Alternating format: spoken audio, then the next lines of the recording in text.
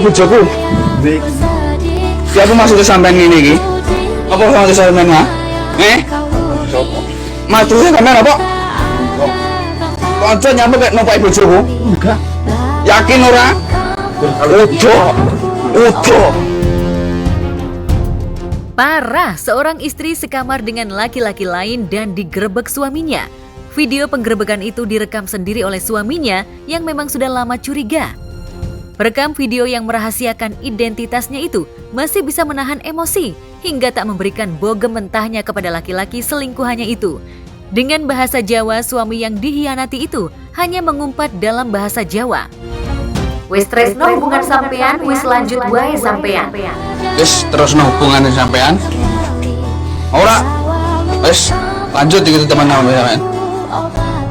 Terus sampe kenal aku sama. Yang intinya ia merelakan istrinya meneruskan hubungannya dengan si laki-laki pebinor. Kalau nang loro. Iya. Udah iya. Anget dah. Kalau nang loro. Wis ping pira ini? Sekali kita bisa bengi ping pira?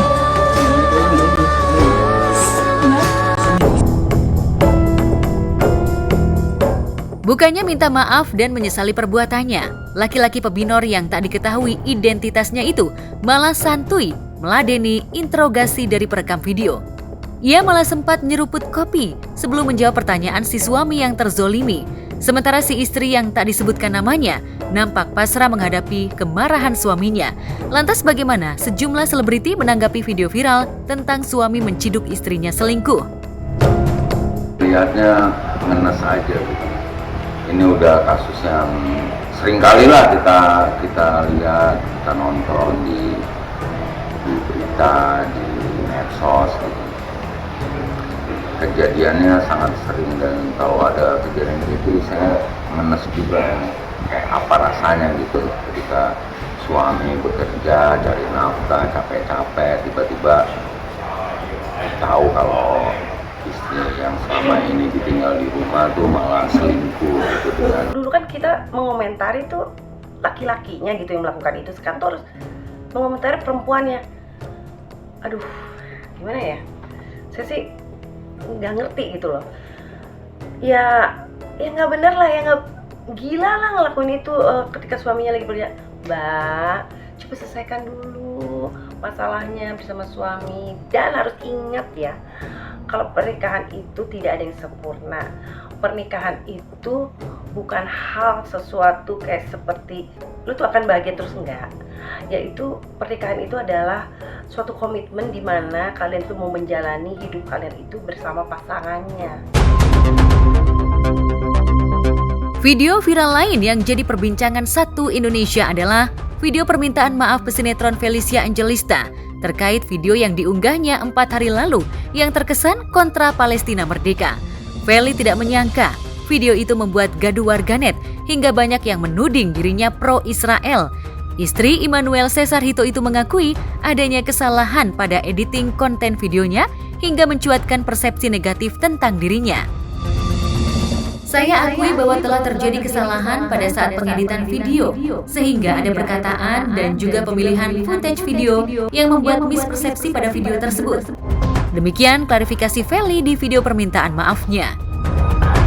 Jadi sebenarnya itu di sini aku nggak mau bikin alasan atau pembelaan diri ya kayak, tapi di sini memang aku mengakui aku lalai dalam pada saat bikin video tersebut itu. Sebenarnya videonya tuh ada versi panjangnya, tapi dalam proses pengeditannya itu ada pemilihan perkataan dan juga footage video yang akhirnya itu bikin mispersepsi.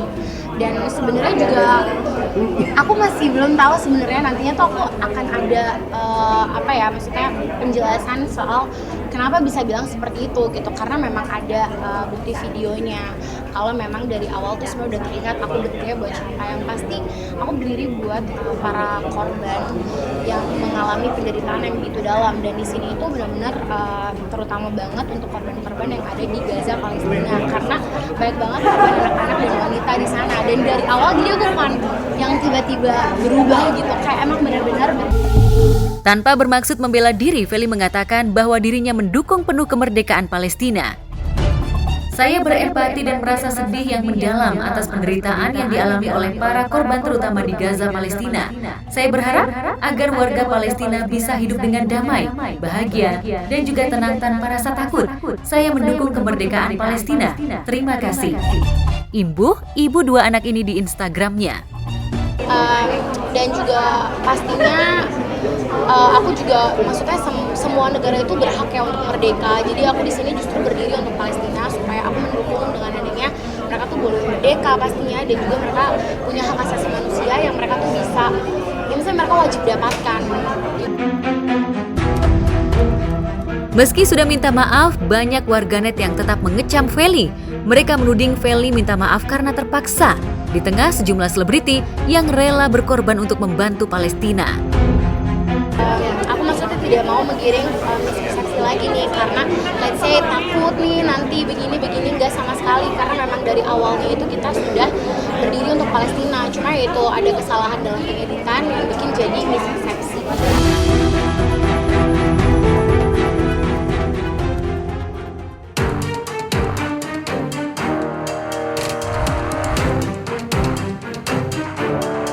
Berbeda dengan Felicia Angelista, Saskia Adiameka justru banyak menuai pujian dari warganet terkait aksi sosial dan kontribusinya untuk saudara sesama muslim di sekitar jalur Gaza. Istri sutradara Hanung Bramantyo ini menumpahkan unek-uneknya di Instagram. 2 minggu berjalan seolah-olah semua baik, tapi sesungguhnya hati berat. Makan gak enak, tidur gak nyenyak, dan banyak rasa di hati dari marah, sakit, sedih yang gak bisa tuntas. Seperti itu caption yang diunggah oleh Saskia. Aku ngerasa sih kayaknya semua orang muslim pasti ngerasain hal yang sama. 1 bulan terakhir ini bukan hal yang mudah yang kita lewatin. Seperti yang hadis Rasulullah bilang, kalau setiap muslim itu kita kayak berada di dalam satu tubuh. Yang satu sakit ya kita juga ngerasain sakit gitu kan. Dan itu yang aku rasain sih udah 1 bulan. Gelisah, jadi mencoba untuk hidup normal, mencoba untuk baik-baik aja. Tapi kalau udah kayak lagi santai dikit langsung kayak ingat lagi kayak sebenarnya lagi tidak baik-baik aja kita.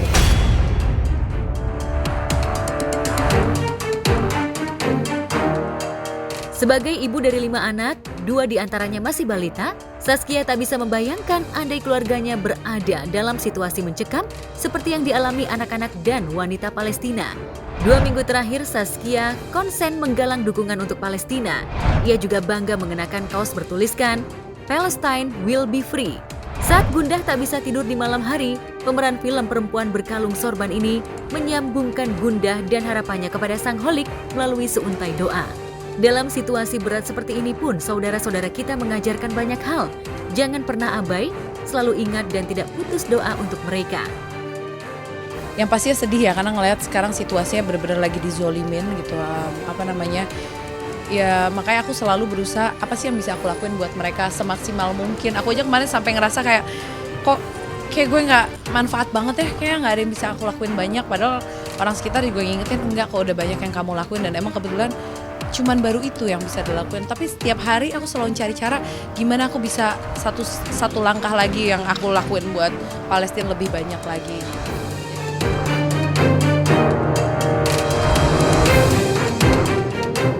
Jauh sebelum artis-artis Indonesia berpegangan tangan mendukung Palestina, relawan asal Indonesia Abdillah Onim alias Bang Onim sudah 13 tahun tinggal di Gaza untuk membantu warga Palestina. Bang Onim yang berstatus WNI menikah dengan wanita Palestina dan memiliki 3 anak. Sudah kenyang mendengar desingan peluru dan dentuman granat yang meluluh lantahkan rumah, sekolah, bahkan rumah ibadah di jalur Gaza.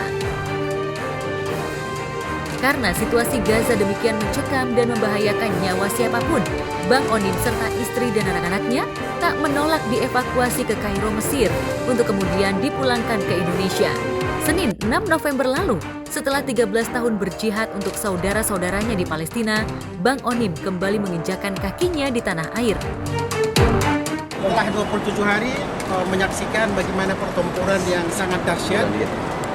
Bahkan tidak percaya bisa berada di sini, karena keluar pun mustahil.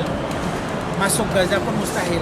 Jadi seperti yang teman-teman yang saksikan sendiri, situasi di Gaza itu hampir setiap hari tidak bisa diprediksi.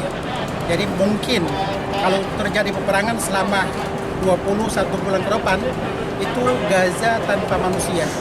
Itu yang dilakukan oleh pihak penjajah karena ya mereka ingin meratakan dan menghancurkan sebenarnya. Dan ini sudah menjadi kekerasan perang yang luar biasa.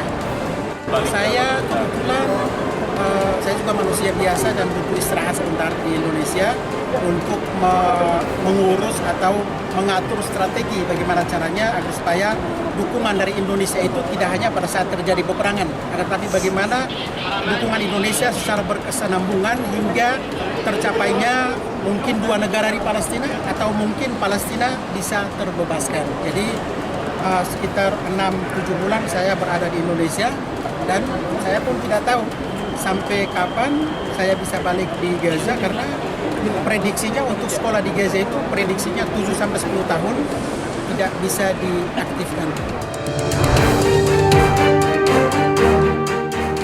Belasan hari berjuang menuju tanah air, sesungguhnya Bang Onim sempat nyaris putus asa. Ia dan istrinya bahkan sempat berpikir bakal pulang tinggal nama karena sulitnya keluar dari jalur konflik abadi yang sering disebut pula jalur neraka. Hal itu diceritakan Bang Onim dalam sebuah konten YouTube. Kami pun kemarin pas keluar, alhamdulillah dijadikan target penembakan oleh pihak penjajah.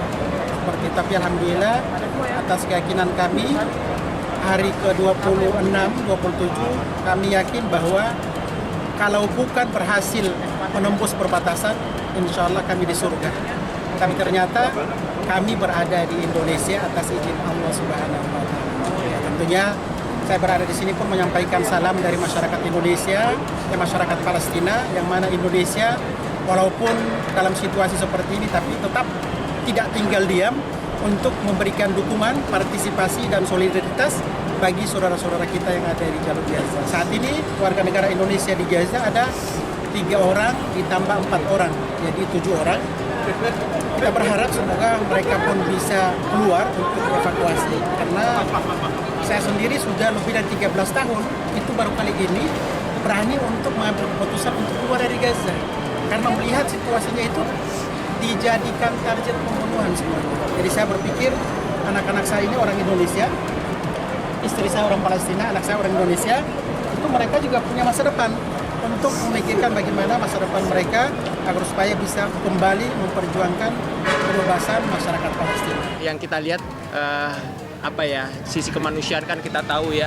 Kalau kita masih punya hati nurani gitu ya, apalagi kita lihat anak-anak kecil gitu ya. Ya Allah, ini gimana mereka dengan penderitaannya tapi mereka tetap tersenyum, yakin pertolongan Allah akan datang. Nah, kita ini masa hidup nyaman aja tanpa melakukan apapun, minimal doa. Ya kan, minimal doa yang kita lakukan itu bukan minimal, tapi doa itu adalah yang terbesar yang bisa kita lakukan. Sebagai relawan kemanusiaan, Bang Oni menolong semua warga Palestina tanpa memandang perbedaan. Dari pengalaman dan pengamatannya selama 13 tahun, Bang Onim yakin perang abadi di jalur Gaza dipicu oleh ambisi untuk menumpas etnis Arab, bukan membersihkan wilayah Gaza dari fanatisme keyakinan tertentu. Perlu sampaikan bahwa perlu saya luruskan, isu Palestina itu bukan isu agama, tetapi ini sudah menjadi pembersihan etnis Arab.